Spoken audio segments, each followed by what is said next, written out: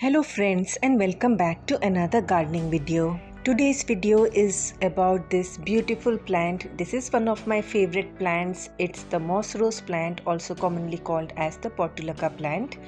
And today I am going to show how you can create this beautiful bonsai using this moss rose plant.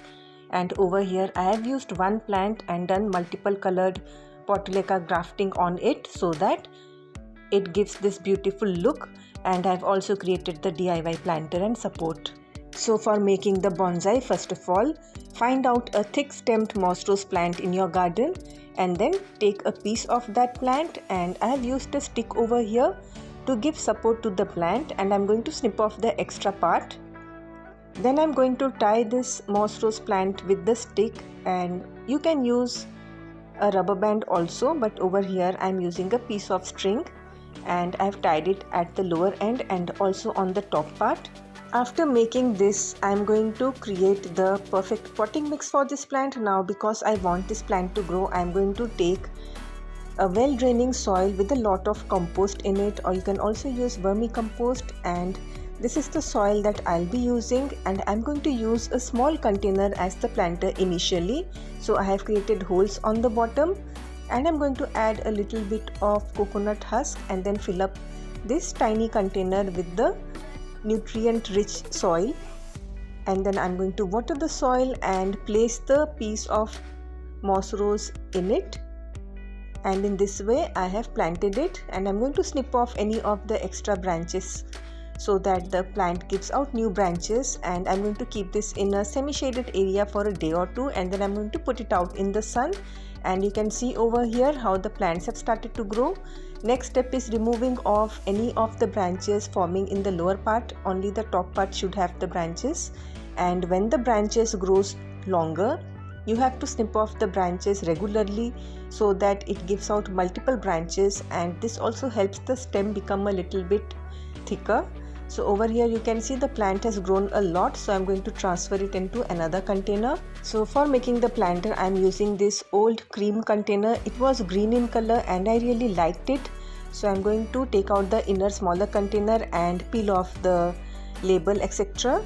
I used a heated nail and I made a few holes on the lower part. Then I'm going to take some white cement and I'm going to create a slurry of this white cement, and I also have some pieces of old cloth which I'll be dipping in this white cement to create the planter.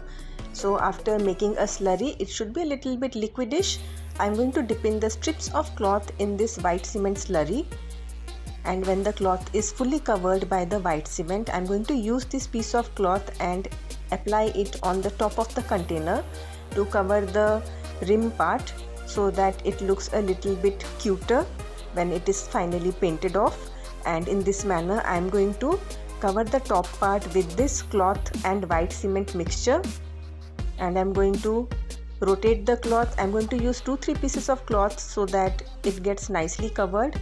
And once this step is done, I'm going to create another slurry using the white cement, but over here the slurry will be a little bit thicker, and I'm going to use this slurry and apply it on top of the cloth and give it a nice thicker border of this white cement so that the cloth does not come undone. And I'm going to create the planter in this manner. So once this cement is also applied properly, I'm going to use a piece of wet cloth, and that I'll be using to wipe off any of the white cement which came on the lower part of the container. So when the cement is wet, it is easier to remove it. Then I'm going to let it dry and spray water the next day. Once the cement is completely dried, I'm going to sand it off a little bit and smoothen it out. And next I'm going to use some acrylic colors, and I'm going to paint the top part of the container. First I dabbed a little bit of cream color on top of the white cement using a piece of sponge. Then I used a paintbrush and applied a thicker layer of paint, and this is a really easy design that you can create. And then using a matchstick and a matching green color with the container, I'm going to make some random shapes, and this will look like the leopard print design but in green color. So just randomly draw some patches, and then using black acrylic color and a paintbrush, I am going to make these kind of squiggly lines all around these green patches, leaving a little space here and there. and this is how I'll be painting the container. And in the free spaces I'm also going to make a few lines here and there, smaller lines. And this is a really cute container, easy to make, and near the border area I have applied green color to just smoothen things out a little bit. And the container is done. Let it dry off. By that time I'm going to make the plant support stand. So over here I've taken a lid and I'm going to cut it off so that only the rim remains.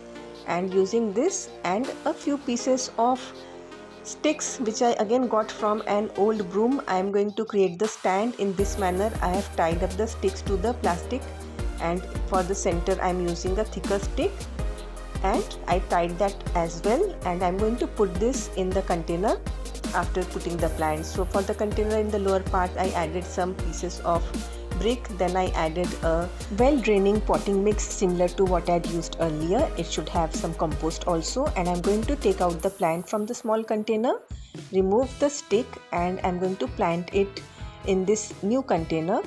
And after it is planted, I'm going to attach the support system like so. And after attaching it, I'm going to take out the plant from within these gaps that were created, and I might tie up the plant where needed, otherwise I'll let it grow over it like so. And in this manner I created the planter along with the plant, and this is how it looks after it is done. I did tie up the plant here and there, then just water the plant and leave it in a semi-shaded area for a day or two, and then put it out in the sun to grow. After about a week, I started grafting different colored moss rose on the branches of the plant. So over here I am going to show you one grafting. So in this manner I cut off the central part of the branch, and then I took another piece of moss rose of a different color and I created a V shaped on the stem. And this kind of thing I did multiple times, pushing in the V shape in the parent plant and then tying it up with a piece of tape. You can use a cello tape, you can also just tie it up with a piece of polythene. Over here I am using micropore because I will be letting this stay on the plant. And in this manner the grafting was done, and soon enough the grafted moss rose started blooming.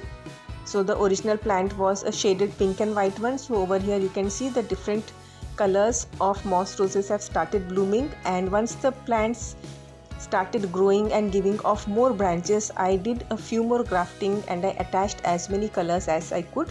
This one I have removed to show you how well the grafting had occurred, and I realized I needed a bigger plant support. So for that I used the wire from an old calendar, the spiral calendar, and I straightened that up and created a circle. And then using the stick which I had got from an old broom, I cut pieces of the stick and I attached it like so, and I created a bigger plant support system in this manner. So over here also I am going to attach some more sticks in the center part to give it a little bit of more mesh like appearance. And again the final step was to put a stand in the center part and tie it up thoroughly. And then I'm going to put this after removing the smaller plant support system.